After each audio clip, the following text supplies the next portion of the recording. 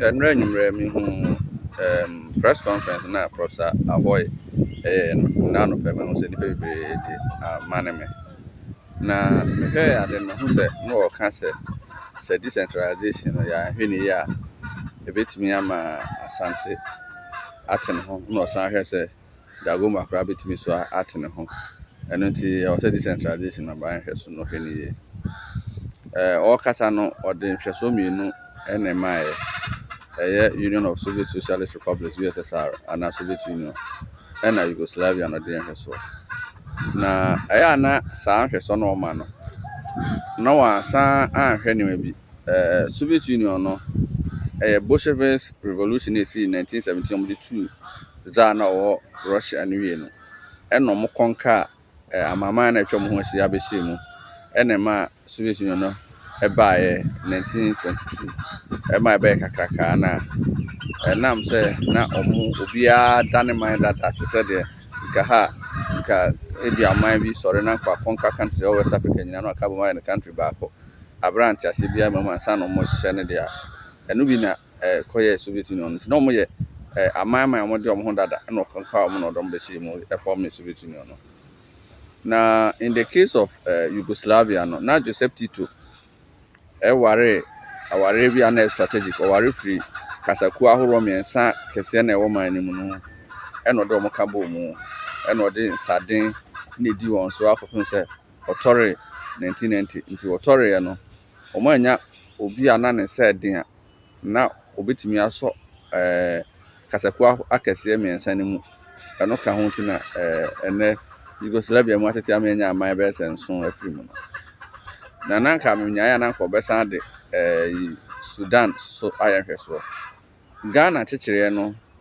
enye ene Yugoslavia and Russia they are related sa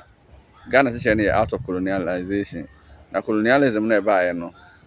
o check ya den kan ne ye similar pa no Nigeria de no de ba mu kakra no na ebia Sudan so Sudan de no na mine mu atese ya na Ghana colonization policy na Britain war Ghana han similar to Nigeria then and northern Nigeria western Nigeria and eastern Nigeria no ntina nka asase tamahoro nine na emiensa na achiri na no de ba ko kan ho akoye nine na o kampo mu a o de chechire the friend Ghana no na we the case of Pakistan actually mu be cheche manya Pakistan and Bangladesh na eno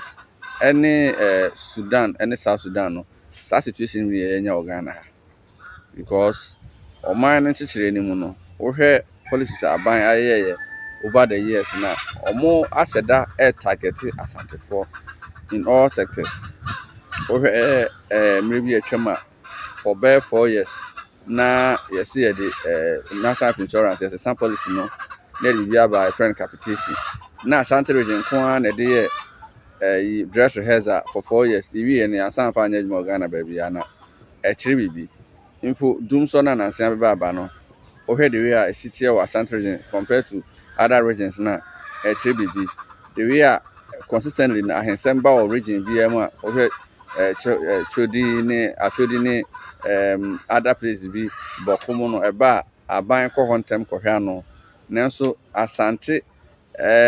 baby se sampa na aban yinani ni sai na kire se aban hyeda yinani